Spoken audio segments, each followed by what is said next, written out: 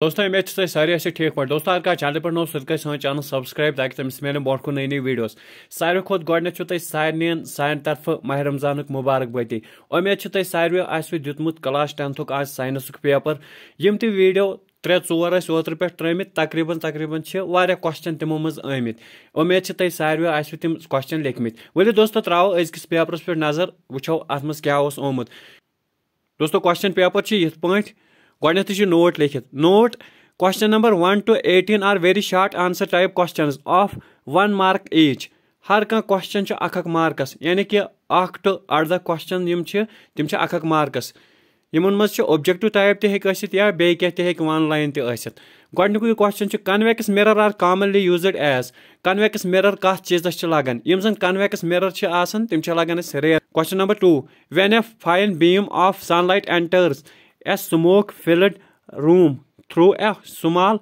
hole the phenomena is known as दोस्तों तह सारे आसो वुचमुत ये कुछ जद गोमुत टीनस गोमुत या बे कुछ गोमुत तम मज सनलाइट तथ सत तिम यपर कि सह बीम लाइट गसन तथ मज तिम लकट लकट डस्ट पार्टिकल्स तह आसो वुचमुत सह लथ विरन तम किस्म किस इफेक्टस वन टेंडाल इफेक्ट दोस्तों यु जन अमुक राइट आंसर सह सी पार्ट वन पत ब्या question The common refractive defects of vision include myopia, hypermetropia, and presbyopia. Choose the correct match. दोस्तों ये defects of vision 3 किस्मिक दित आ गो myopia, ब्या गो hypermetropia, ब्या गो presbyopia.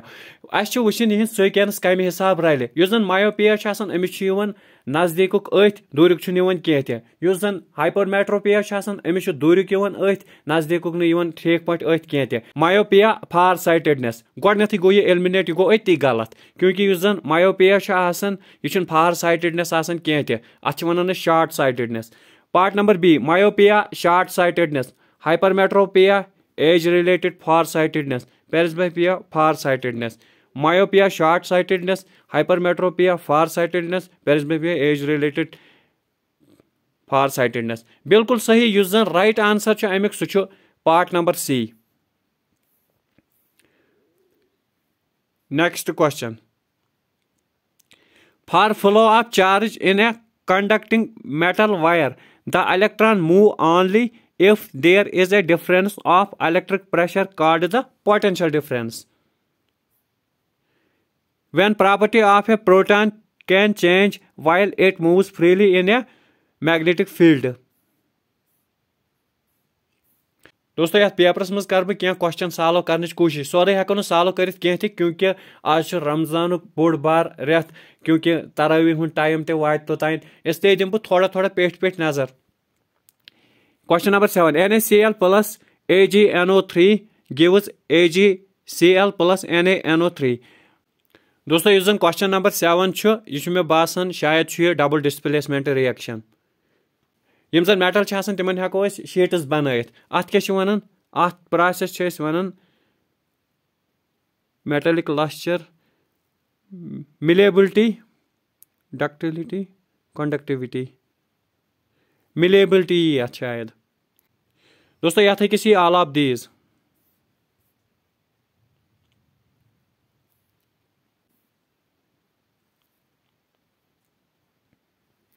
Section B. There will be 10 questions in this section. Question number 19 to 28. Each of 2 marks. 2 marks in question यथ मज गोडनुक state and explain Ohm's law. Define resistance. Ohm's law explain करन यह simple question. Ohm's law क्या वनान बेच अत सत resistance define Karan State the factor on which the strength of magnetic field produced by a current carrying solenoid depends. Common चीजन पे depend Karan. Question number 23. Name the following 2 compounds of carbon. नमन हुन नाव छु दुन. थै स ध्यान यत दिमो नाव. Simply यथ छ कार्बन 2 1 2 थि ब्रोमो एथेन यत नाव गोडनिकस पार्टस दोइमस पार्टस ही 1 2 यह गो एथेनॉल अथ किस ethanol Question number 24. Explain the meaning of malleable and ductile. Simply दोस्तों यम जन metals and non-metals unit तथ properties of metals तथ मज malleable ductile क्या मतलब तो अगर वुचो यम जन मेटल छ आसान यमन छ मुख्तलिफ किस्मक चीज बनायत हेकन यम छ हल ते हेकन करित यमन छ हेकन तार ते बनायत यमन छ हेकन टीन ते बनायत यानी मुख्तलिफ किस्मक चीज छ यमन हेकन बनायत यमै छ यवन मिलेबल डक्टिलिटी फीचर छ यमै यवन। Question number 25. Write two differences between autotrophic and heterotrophic nutrition. Ash difference one autotrophic तो heterotrophic nutrition दरमियान यो जन autotrophic छ आसान सु पानी पाने खुराक बनावन यो जन heterotrophic छ आसान सु बीस पे हासिल करान मिसाल ह्यूमन्स यम जन छ यम छ heterotrophic यम जन ग्रीन प्लांट्स छ तिम छ autotrophic nutrition यथै पट छ मुख्तलिफ किस्मच एग्जांपल हेको अस देत अथ मज। Write down two differences between reflex action and walking. Reflex action to walking दरमियान छ difference वन अस।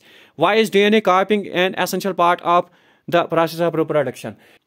दोस्तों तै सारन आसो पथै मे ओत्र पैटर्न पेपर अख अपलोड कोरमु तथ मज ओसुस बह DNA copying पढ़नावन तै हेकि वुचित सु 18 मिनटन हुंद वीडियो। DNA copying क्या छ अख एसेंशियल पार्ट आसन रिप्रोडक्शनस मज तै सारन आसो पथै DNA मज छ आसन सोरी जेनेटिक मटेरियल जो जन जेनेटिक मटेरियल छ आसन सु छ गसन transfer parents to their offsprings यह छ वजूहत। Why are the traits acquired during the lifetime of an individual not inherited? तै सारन आसो पथै मेंडल्स लॉ ऑफ इनहेरिटेंस यह बह ओत्र वन डिस्कस बह कर मे हाये तत रेशो ते मे दपो तमिस द्राय मुख्तलिफ किस्मिक रेशो तम निये पे प्लांट्स तथस हायो तम डोमिनेंट हायो रिसेसिव हायो बह दिवन ऑलरेडी ओत्र ये लेक्चर बह वन थोड़ा बह हिंट दिवन तथ गेस पेपरस मज तै सारी हेकि वुचित 18 मिनटन हुंद छ अख वीडियो मे अपलोड कोरमुत तथ मज क्वेश्चन असल पट नजर गसन। Draw the 3-ray diagram of correction of hypermetropic eye. Near point, far point. What is meant by power of accommodation? यम छ अकी मज आमित यम नीरत यम क्वेश्चन अकी टाइप को मज आमित क्वेश्चन नीरत यम जन यम बनिम ज छ यो जन पावर ऑफ accommodation छ तथ तलकन छ लिखित तै हेकि साइंस पे वुच तथ तलकन छ यम टॉपिक ते लिखित आराम से यम क्वेश्चन छ आराम से तिमवे पेपर मज नेरन। Question number 31. What is right hand thumb rule? Draw magnetic field line around a bar magnet. What is the function of an earth wire? When does an electric short circuit occur? Hydrogen plus chlorine gives hydrogen chloride. यह balance equation कर मे one ओत्र अकिस videos मज मे याद कह बह कत videos मज one क्योंकि मे त्राए science 3 video बस वन बैलेंस कित पे कर ये तरीक कर रिएक्टेंट तो प्रोडक्ट गसन इक्वल गसन यानी अगर रिएक्टेंट ज प्रोडक्ट तसन बराबर अगर रिएक्टेंट सपोज हाइड्रोजन ज अत मज यम साइड गसन प्रोडक्टन मज hydrogen in. Describe oxidation and Redux reaction with example. दोस्तों तै सारन आसो पथै ऑक्सीडेशन रिडक्शन यह साइंस मज लास्ट रिएक्शन यानी कि यम सात टाइप्स ऑफ केमिकल रिएक्शन पढ़ान लास्ट यमें पढ़ान ऑक्सीडेशन तो रिडक्शन पे तथ तलकन ब्या ये जन वन रेंसिडिटी ती टॉपिक तम पे write down a note on aqua regia यह मे वोनमुत कह Write down 3 properties of ionic compounds. बस ओत्र वन ionic compoundन मुतलिक गसन properties पता आसने तै सारन आसो पथै बस तथ वीडियोस मज वन ionic compounds तिमन compoundन वन यमन मज चार्जेस आसन यानी कि नेगेटिव पॉजिटिव चार्जेस आसन। Write down 3 uses of washing soda. बस ओत्र हावन washing soda, baking soda, plaster of Paris यम 3 वने मे ओत्र इकोटा यमन दिजो नजर। Write down the names of different parts of human brain. Draw the labelled diagram of human brain ओत्र वन मे objective brain सोन कत चीज जरूरत लगन। Write down the functions of the following human hormones नमन दोन हार्मोनन हज फंक्शन वन thyroxine adrenaline. What is the importance of DNA copying in reproduction यह हो सवाल बे रिपीट गसन अगर कंस तथस पता सह हेकस त लिखित। What are the different methods of contraception यानी कि यु जन बर्थ कंट्रोल कर या बाकी बाकी चीज कर कंट्रासेप्शनस मज तमें मेथड यवन। दोस्तों ये ब्या question describe the mirror formula and magnification in spherical mirrors ये मे वोनमुत तथ मज explain the mechanism of cleaning action of soap.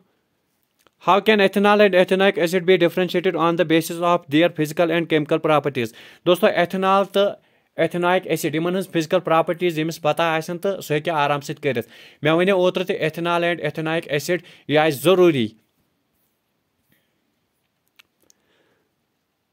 Question number 40. What is the role of saliva in the digestion of food? दोस्तों yes saliva अगर कुन ते किस्मु कह केमिकल सैनिस खुराकस सत किल कर सलाइवच काम यह how are fats digest in our body सानि बॉडी मज कित पे फैट्स डाइजेस्ट गछन मे वनो ओतर इंटेस्टाइन मज गछन how is oxygen and carbon dioxide transported in human body मज कित पे ऑक्सीजन तो कार्बन डाइऑक्साइड ट्रांसपोर्ट गछन तै सारन आसो पता यम सात रेस्पिरेशन पढ़ान तति मिलान hint what would be the consequences of a deficiency of haemoglobin in our body कम नताइज ब्रोट कुन यम सात अकिस इंसानस हीमोग्लोबिन कमी यानी खून कमी दोस्तों वो तुम सारे वीडियो तकरीबन 70% क्वेश्चन यम जन मे वीडियो मज हामित उम्मीद तुम सारे वीडियो पसंद आमुत वीडियो कर ज्यादा से ज्यादा शेयर बी कर अत सन चैनल सब्सक्राइब बी वन अगर कह मैथ गेस पेपर वेट कर सह कर बन कमेंट।